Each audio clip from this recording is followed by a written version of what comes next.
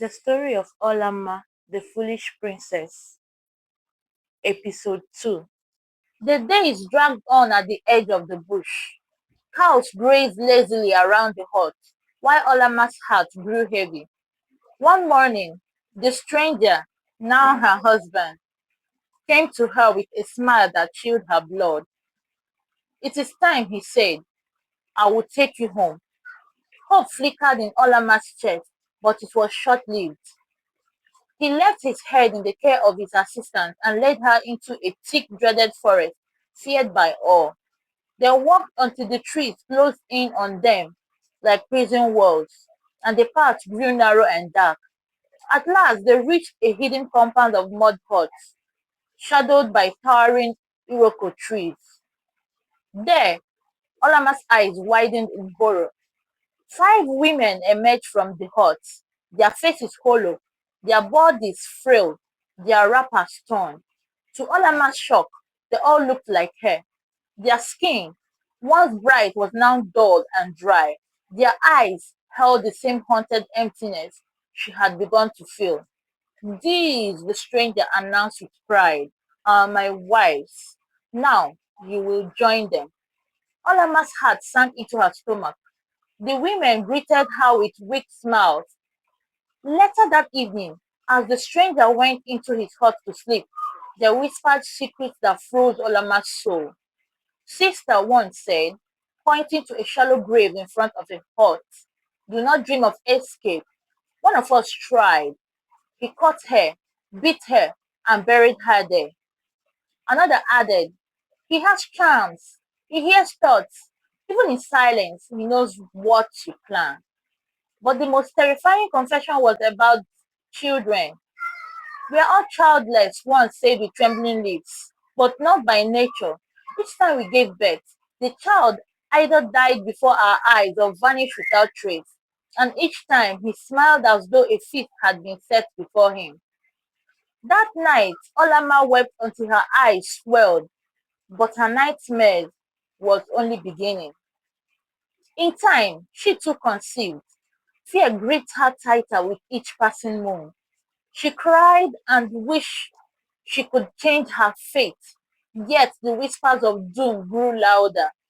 Then it happened. One morning, she awoke in a pool of her own blood. Her belly was empty. The baby was gone. Her screams echoed through the compound. Broken, she began to plot her return to Umuaka. That was when she remembered the necklace, an ancient bead given to her by her grandmother. It had always rested on her neck, though she had forgotten its power. That night, under the pale moonlight, she touched it and whispered the words her grandmother once taught her. "Spirit of the mothers of Umaka, forgive me, save me, guide me out of this pain." As soon as the words left her lips, a bright light flared from the bead, then faded. Olama gasped, "My help is near." Her heart, once heavy, now glowed with hope. The next day, when the stranger was away, she gathered her co-wives and shared her encounter. She urged them to visit her hut each midday, so together they could recite the words that called upon the spirits of their mothers. They all agreed. And so it happened. Each time the stranger left on his journeys, the wives gathered. In one voice, they recited the words, while Olama rubbed the necklace between her palms. 7 days they prayed, 7 nights they wept, and on the seventh dawn, the ground trembled. Olama's grandmother appeared in spirit, clothed in white, her presence bright as the morning star. "Come, my daughter," she said. "Come, all of you." With her guiding light, they slipped past the forest, through paths no man knew, until they reached the boundary between the evil forest and Omaka. Suddenly, the stranger appeared with his companions, blocking their way. But the spirit grandmother raised her voice like thunder. "Your time is up!" She struck the ground, and with a roar, the earth split open. The stranger and his companions were swallowed whole, never to rise again. The wives, frozen with fear, leaped for joy. For the first time in many years, they breathed the air of freedom. The spirit woman faded, her words echoing in the air. Lead them on, straight. Do not turn aside or rest. Home awaits you. Olanma obeyed. Soon she found herself in familiar paths. At last, Umuaka, her long lost home. When they entered the town square, no one recognized them. Their faces, worn by years of suffering, drew only pity. Word quickly reached the palace of the arrival of strange women. Before the king could send his guards, Olanma was already at the gates. The guards let them in. As soon as the queen saw her, she rushed forward with cries of joy. Though Olanma's beauty had faded, a mother's heart could never be deceived. She embraced her and wept. Olanma fell at her parents' feet, begging forgiveness for her stubbornness. That night, the king threw a feast of welcome for Olanma and her companions.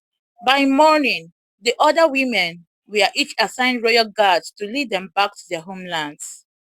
After days of rest, Olanma finally told her story. From that day onward, she became a voice of wisdom.